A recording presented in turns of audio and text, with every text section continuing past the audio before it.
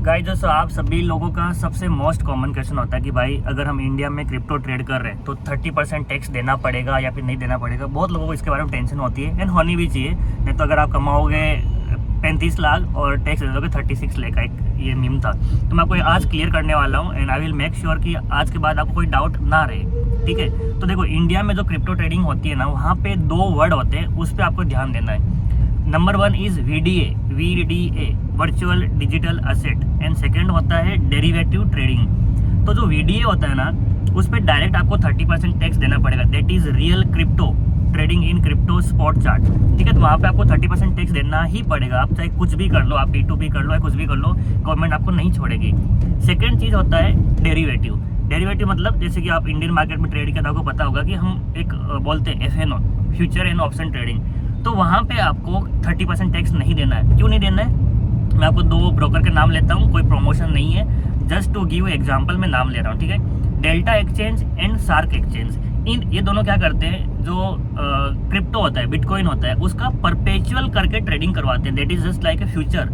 तो क्योंकि वो दिखता है स्पॉट चार्ट की तरह, बट एक्चुअली वो है फ्यूचर, इसलिए उसका आगे लिखा होता है BTC perpetual and Ethereum perpetual. तो यहाँ पे जो आप ट्रेडिंग कर रहे हैं ना, that comes under a business income. आपको 30% टैक्स नहीं देना है। ठीक है, इसका मतलब अगर आपने जितना भी कमाया है, आपका इंडियन जो इनकम स्लैब होता है 7 लाख 12.5 लाख जो भी है, उसके अकॉर्डिंग अगर आप प्रॉफिट कर रहे हैं तो उसके अकॉर्डिंग ही टैक्स जाना है, ना कि 30% टैक्स। अब इसमें डिफरेंस क्या हो गया, एक चीज़ ध्यान देना है। डेल्टा एक्सचेंज मैं वहाँ पे ट्रेड नहीं करता हूँ, पहले ट्रेड करता था, अभी क्योंकि वो लोग ब्रोकरेज बहुत ज़्यादा लेते हैं एंड सार्क एक्सचेंज उससे बहुत कम लेता है, इसलिए मैं सार्क पे आ गया। बट डेल्टा ने क्या किया, अभी एक नया फीचर लॉन्च किया है जिसको बोलते हैं स्पॉट ट्रेडिंग। अब बहुत लोग उसमें बहुत खुश हो रहे हैं कि भाई हम यहाँ पे क्रिप्टो में, बिटकॉइन में इन्वेस्टमेंट कर सकते हैं, बट उस चीज़ से बचना। वो डायरेक्ट वाला स्पॉट ट्रेडिंग है, रियल वाला। वहाँ पे आपने भले ही $1 से भी इन्वेस्टमेंट किया है, 30% टैक्स लगेगा, प्लस आपका जो ट्रांजेक्शन होता है गवर्नमेंट को दिखाई देगा। एंड बैंक वगैरह फ्रीज वाला इतना मैं नहीं बोलूँगा, लेकिन एटलीस्ट इतना बोल रहा हूँ कि वो रियल वाला स्पॉट ट्रेडिंग है, तो आपको कभी ना कभी इशू आ सकता है। सो डेल्टा एक्सचेंज पे स्पॉट ट्रेडिंग से आप बचना। बट जो फ्यूचर ट्रेडिंग है एंड ऑप्शन ट्रेडिंग है, उससे आप आराम से ट्रेड कर सकते हो। जस्ट लाइक इंडियन मार्केट में हम ऑप्शन ट्रेडिंग को एज ए बिजनेस इनकम दिखाते हैं, तो वो चीज़ें वहाँ पे आप करने वाले हो। अब उसके बाद आपको कुछ और चीज़ें बताता हूँ, इसको ध्यान से सुनना। जो स्पॉट ट्रेडिंग होती है ना, जो भी आई थिंक बाकी कुछ लोग तो करते हैं CoinDesk वगैरह पे, वहाँ पे उनके नुकसान भी बहुत ज़्यादा है। नुकसान कैसे?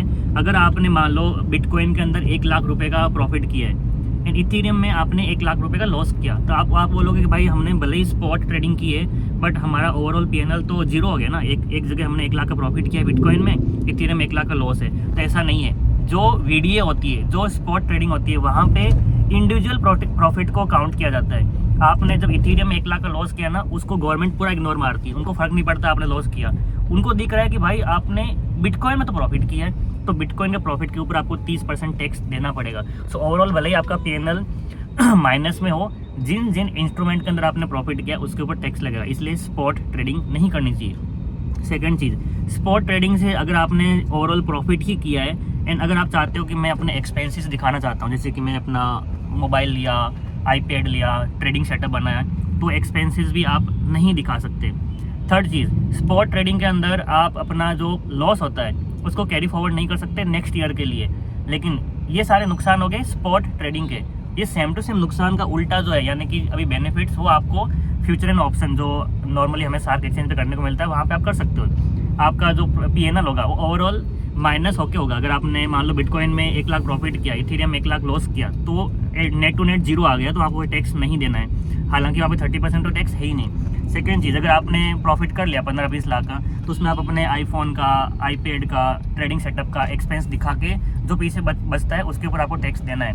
थर्ड चीज़, अगर आपने ओवरऑल लॉस किया है इस साल में, तो आप नेक्स्ट ईयर के लिए लॉस को कैरी फॉरवर्ड भी कर सकते हैं। तो इस वीडियो का फाइनल कंक्लूजन ये है कि जो भी ब्रोकर आपको स्पॉट ट्रेडिंग करवाता है उससे बचना है, नहीं तो आप बुरी तरह से पहले जाओगे गवर्नमेंट की तरफ से, क्योंकि 30% टैक्स लगेगा, उसके ऊपर 1% TDS लगेगा, उसके बाद जो बचता है आपको इनकम भी भरना पड़ेगा एंड उसके बाद बैंक वाले आपका अकाउंट भी टेम्पररी फ्रीज करेंगे।